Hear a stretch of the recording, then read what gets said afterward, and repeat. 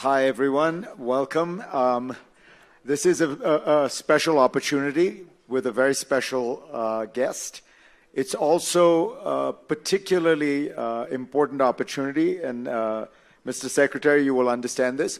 For those of you who are trying to get off TSA watch lists, come and see the Secretary afterwards. And away we go. Well, we talked about customer service. Here are your customers, and they might have some things to talk about. All right, let's start, Mr. Secretary, with the crisis that didn't happen.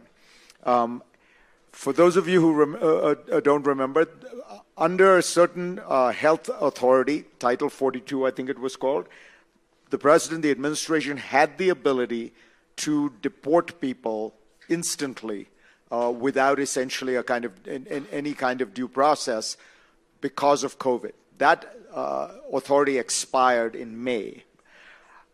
Almost everyone was predicting there would be a massive crisis on the border, tens of thousands of people coming every day. It didn't happen. Why? So, Fareed, first of all, in response to your first comment, I recommend everybody register for Precheck or a global entry. We have seen, since the end of Title 42, an approximately 65% drop in the number of individuals we encounter at the southern border. And I'll explain why, but I want to take a step. Can everyone hear? No. Oh. Can you keep the mic closer? I'll keep it closer. So we have seen since the end of Title 42, that public health authority, May 12th, we've seen an approximately 65% drop in the number of people encountered at our southern border. And I'll explain why. I'll explain the approach that we have taken to manage that outcome. But I want to take a step back, because I think we have to place this in context, and we have to place the level of migration we have experienced in its hemispheric and worldwide context. During World War II, there were approximately 70 million displaced people in the world. Now there are over 112 million displaced people in the world, and our hemisphere is by no means exempted from that extraordinary migration, that extraordinary level of people departing their countries of origin in search for a better life. Our approach has been very, very straightforward, and it's been really two-pronged. One, we have built lawful pathways for individuals so that they do not need to take that dangerous journey to our southern border in pursuit of humanitarian relief.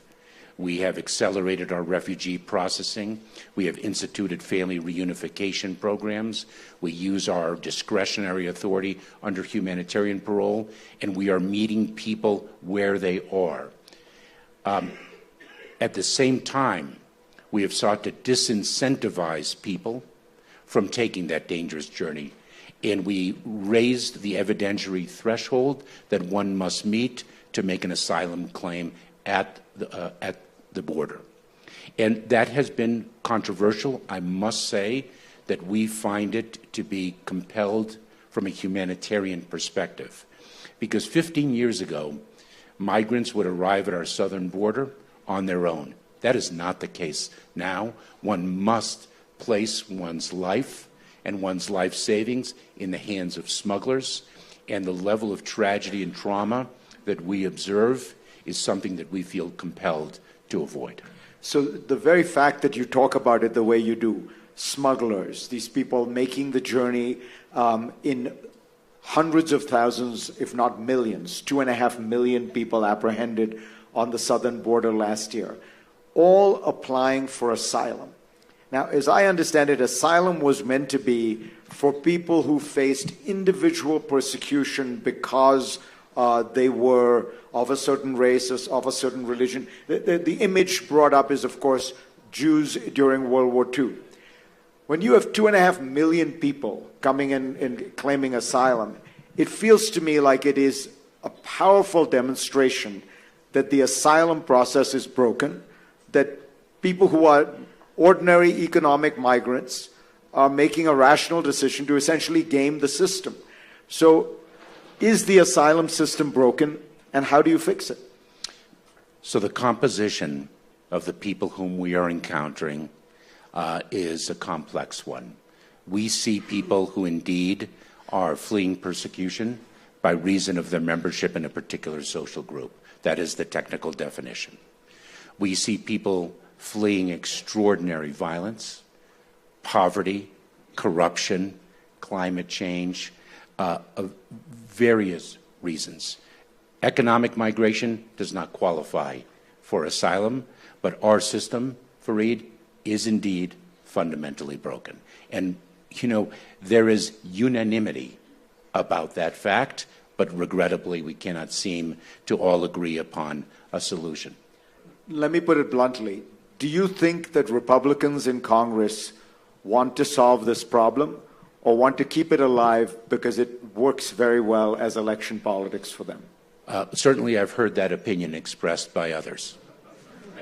Let me, but I want to, you know, when we speak of gaming the system, I just want everyone to understand the profile of the individuals whom we are encountering. And the President spoke of the dignity of every individual. You know, we, in the Department of Homeland Security, I issued a memo very early on that we would not use the term illegal alien. When speaking of these individuals, we use the term non-citizen. And that speaks to the importance of respecting the dignity of the individual. An individual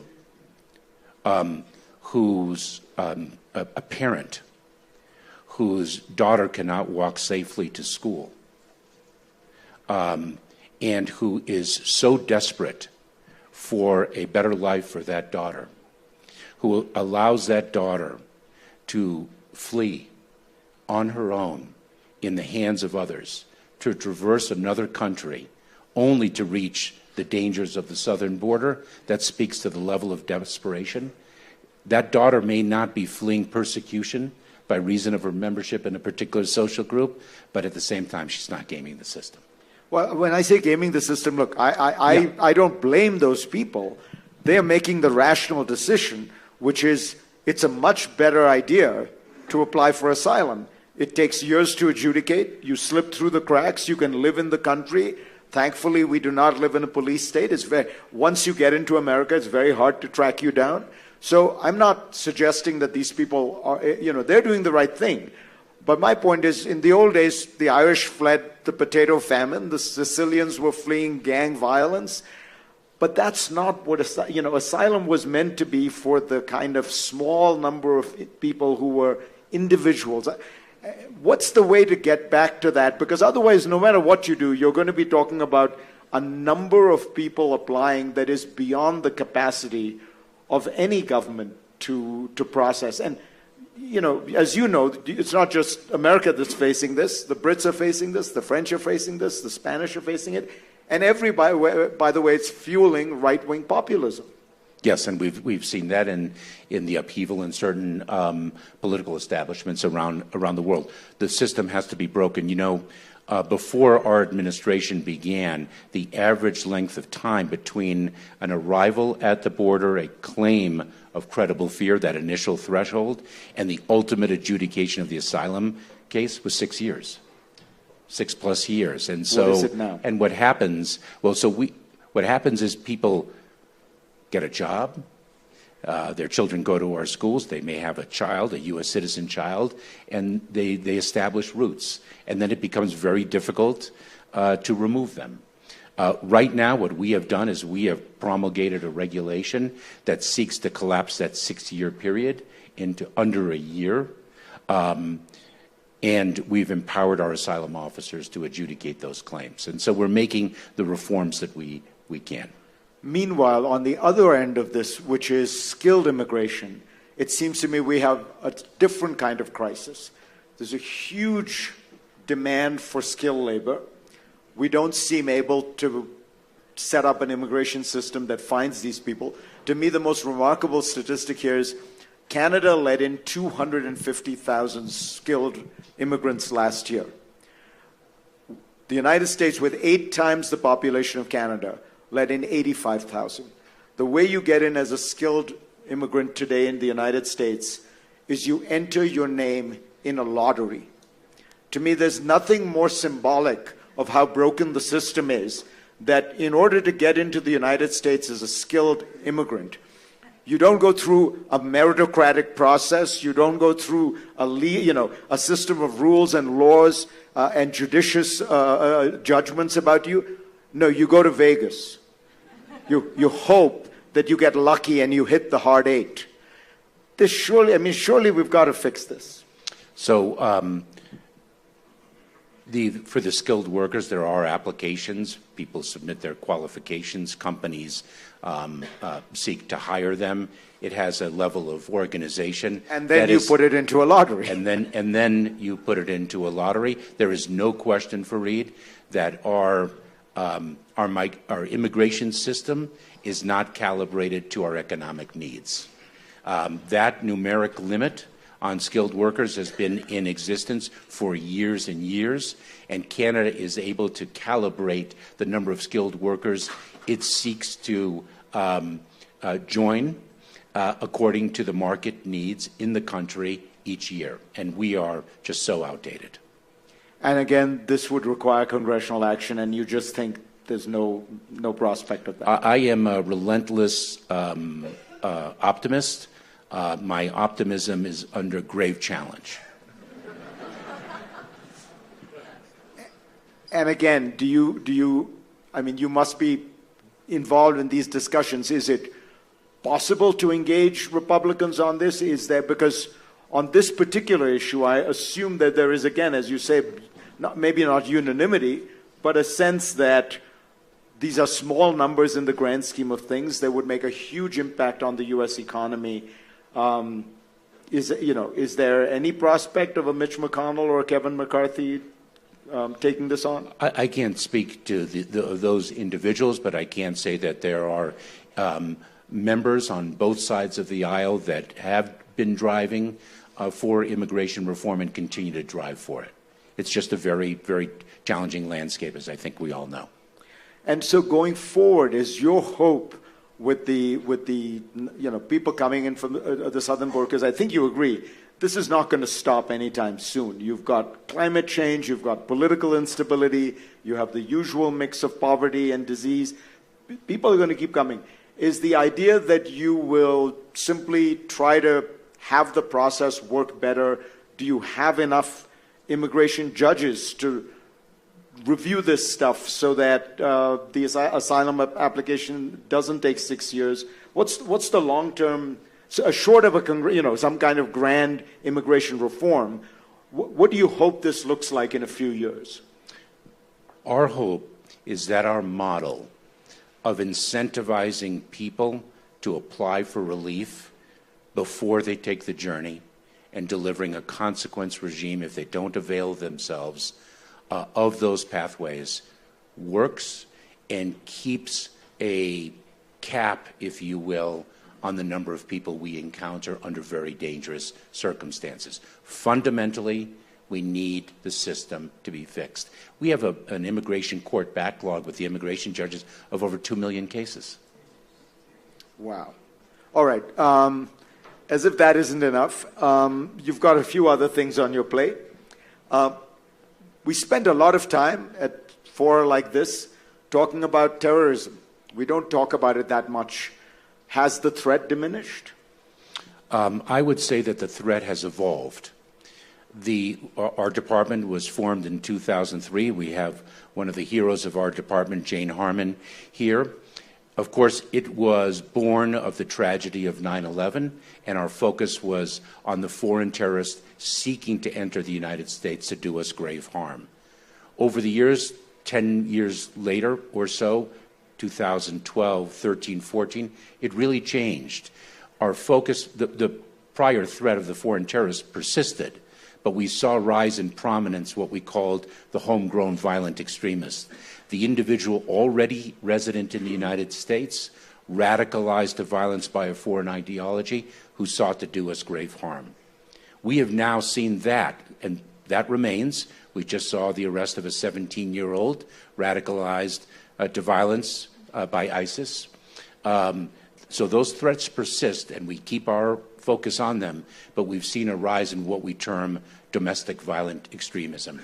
Individuals driven to violence by an ideology of hate. We've seen hate grow exponentially in this country. Anti-government sentiment, false narratives, personal grievances, and other phenomenon really disseminated and propagated on social media and other platforms. The numbers suggest that so-called white nationalist terrorism at this point vastly outnumbers Islamic terrorism or foreign-inspired terrorism. Would you agree with that? When you ask that, Fareed, you're speaking of domestically. Domestically, we see the rise of white nationalism pose a very prominent threat. I must say it's very important because we get involved not with respect to a response to an ideology, however odious it might be, but when there's a connectivity to violence. That's where our footprint is made. In other words, if somebody is reading white supremacist literature online, that is not sufficient cause. That is not where we engage. Where we engage is when there's an intent to commit a violent act. We, of course, work with communities to prevent that violent act from materializing. That is what we do. And in your view, is this white supremacist ideology and the militancy and the violence, has it peaked, plateaued, or still on the rise? I don't think we have the confidence to say that it has plateaued. And I think, Fareed, there's a very important point to be made, because while we speak of it in the domestic context, it is an international phenomenon. And that's to say that not only is this a rise that we have observed in other nations, but we see a great deal of connectivity between individuals and small groups, loosely affiliated groups of individuals, connecting with one another internationally. And it reflects what I more broadly describe as a real convergence of homeland security and national security, not just with respect to domestic violent extremism, the radicalization of people to violence, but also with respect to cybersecurity and so many other aspects of our work. Let's talk about cybersecurity. Do you feel in that realm what we are witnessing is a kind of ever-increasing tide of cyber attacks at critical infrastructure and other things? Or is it manageable? How would you describe the state of the cyber threat to the United States? I would describe it as an acute challenge, and it is varied in type. We, of course, have adverse nation states, China, Russia, North Korea, Iran, that are targeting our critical infrastructure. We also have criminal actors, very sophisticated criminal actors, that are using the cyber tool as a means of gaining profit. Do you have any indication that the Russians are intending to interfere in the political process in our elections? We are vigilantly focused on foreign interference in our elections, and the tool that is most often employed is not necessarily the manipulation of the voting booth, because we, with working very closely with secretaries of state around the country, have built redundancies and the like. So that infrastructure is secure, not impervious to attack, but where the tool of disinformation to influence individuals' intentions is a threat stream that we're very, very focused on. There were arrests made in Florida of Russian agents who seemed to be trying to interfere in domestic Florida elections. Is that a pattern you see? It struck me as kind of slightly bizarre.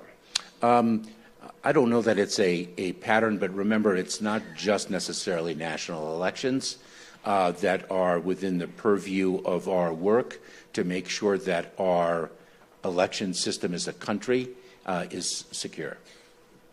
Before I open it up to questions, I thought, I'd like to have you reflect a little bit on your personal story and how it informs your work. You were 1 year old when your family fled Castro's Cuba. Yes. What was it like when you got here?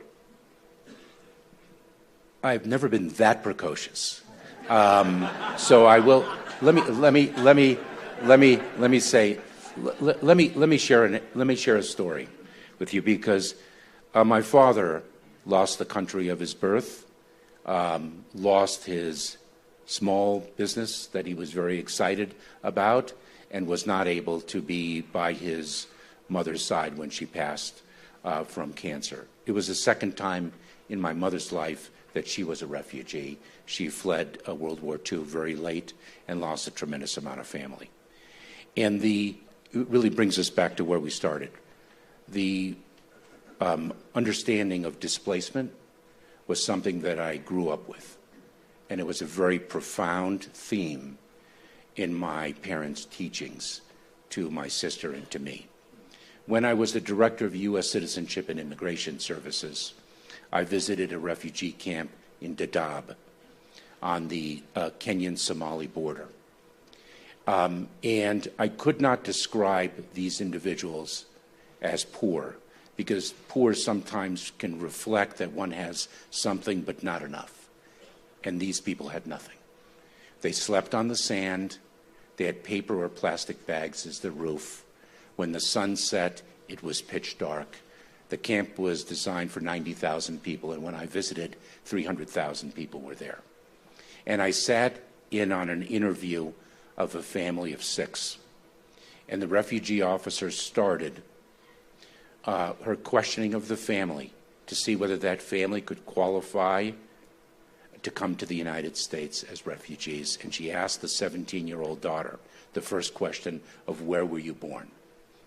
And the daughter looked down, puzzled, and looked up and said, well, I was born here. I was born here.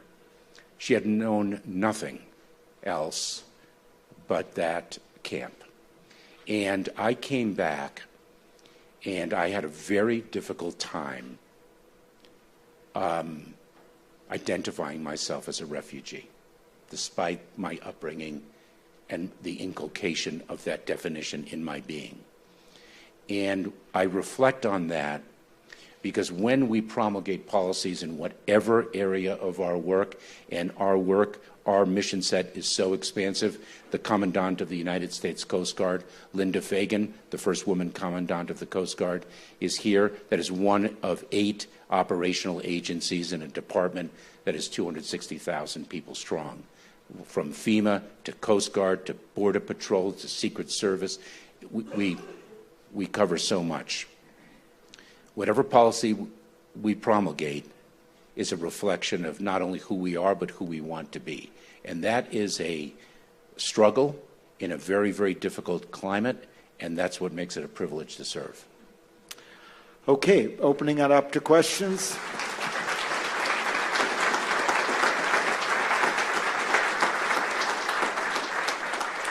Jane Harmon, you created this department. Do you like the way he's running it?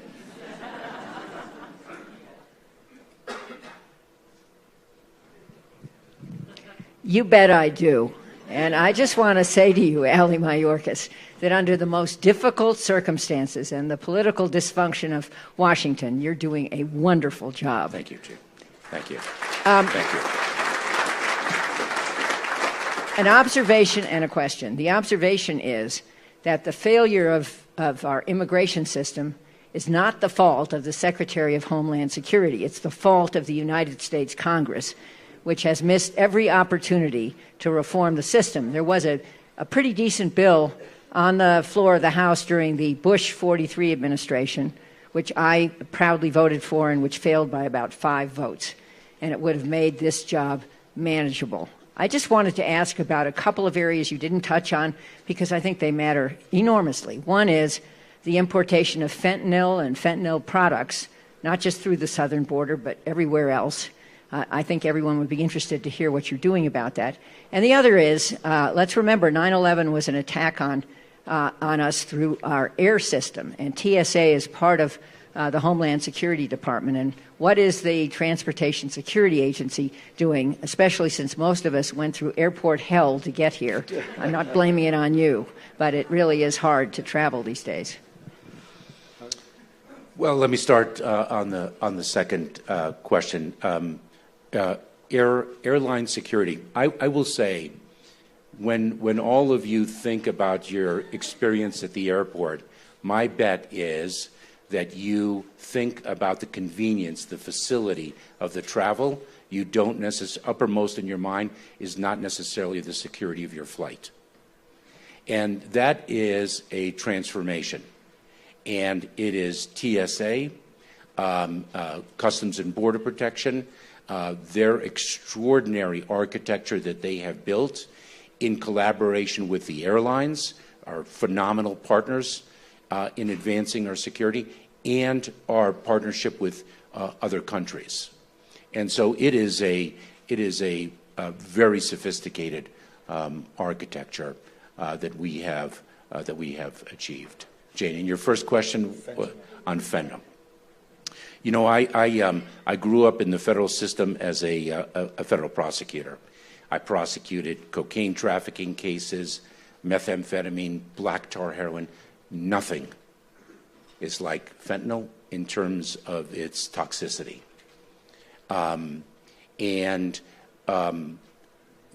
Some have used the border as a cudgel and conflated migration and the trafficking of fentanyl, because over 90% of the fentanyl comes in through ports of entry. By the way, I visited the International Mail Facility at JFK Airport last week, and the number of small packages that we interdict with firearms, synthetic drugs, it is stunning.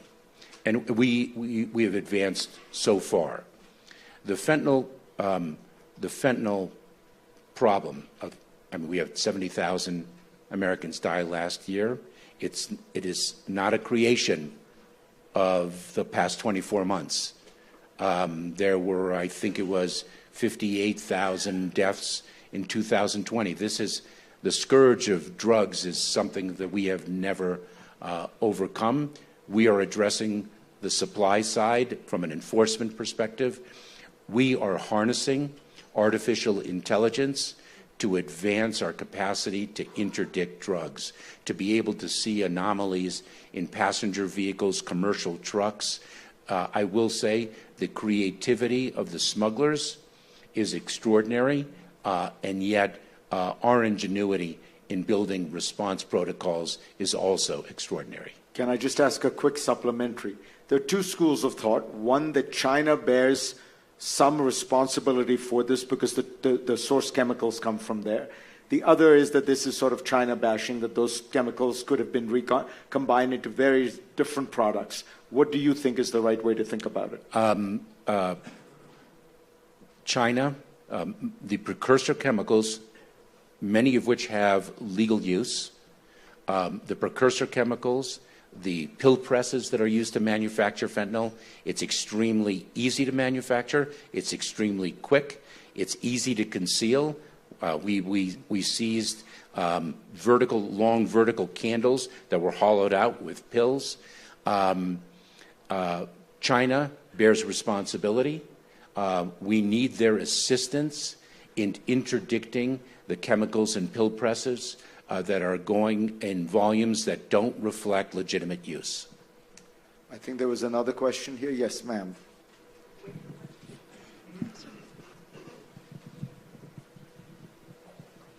Thank you. Good morning. Firstly, I echo the Honorable Harmon's comments. So thank you for your service, Secretary Mayorkas. It's not easy to solve these complex issues, and being a public servant is not easy. So thank you. Last spring, in April 2022, DHS released its first ever equity action plan based on Executive Order 13985. Since its release, I would appreciate hearing your favorite highlights since its implementation as it relates to equitable programming across DHS. Which program has had the most progress in addressing systemic fairness under your supervision? Thank you. Thank you. So the issue of equity is an organizational priority for our department, and I'll share what I consider to be a highlight. And it is a highlight born of a scathing article in a newspaper. The article was very critical of us, and by the way, correctly so. What my mantra inside the organization is do not shrink from criticism, just work very hard not to deserve it. But this was a criticism of us. There was a very poor black community that had been impacted by an extreme weather event. And the individuals could not access our assistance at FEMA because they could not present adequate documentation of the ownership of their homes. They did not have the deeds of trust. They did not have mortgage documents and the like. The reality was that our practices led to their disenfranchisement. These were very, very poor people. Their homes were modest at best. And the history of that community was that these homes were passed from generation to generation. And so what we did in response to that article to achieve equity was we changed our policies and practices. We said, if you do not have mortgage documents, if you do not have deeds of trust, then perhaps you have utility bills. And you can accompany the utility bills with an attestation of ownership. And we were able to enfranchise a community that previously we had disenfranchised. That's an example of achieving equity when a matter is brought to our attention. Sir, there. Thank you very much, Fareed. Stephen Shapiro with Benz and the Atlantic Council, and I want to just remind you, Mr. Secretary, I had the pleasure of working with you on some domestic security matters some years ago, and you are a personal, if not national hero, and I want to thank you for that. Just a question for you with respect to the recent federal decision limiting the government's opportunity to interact with social media companies in an effort to stem the tide of misinformation. It seems like a major obstacle to this effort and in an already complicated world. So your take on that. So I thank you for the very kind words, and it's wonderful to see you again. And I am so sorry that I can't comment on that case because it is actually the subject of active litigation. Let me say this. We conduct ourselves with integrity. Homeland security it's often described as a bipartisan issue. I actually consider it a non-partisan issue. It is an apolitical matter when we're speaking of the safety and security of the American people. And I'm sorry I can't comment further. I will say this. Disinformation is a real threat stream. All right, somebody at the back here. I just want to be sure I'm being equitable. Ma'am, can you just wait for the mic?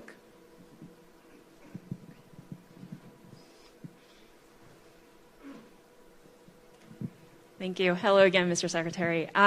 So if you could give one or two career advice for the Aspen Rising Leaders Program fellows, what would that be? The most important business card that you hold is the work that leaves your desk. That's it. Well, but given that extraordinarily succinct and intelligent advice, you've also hit the time limit perfectly. Mr. Secretary, pleasure to have you. Thank you all. Thank you very much. Thank you.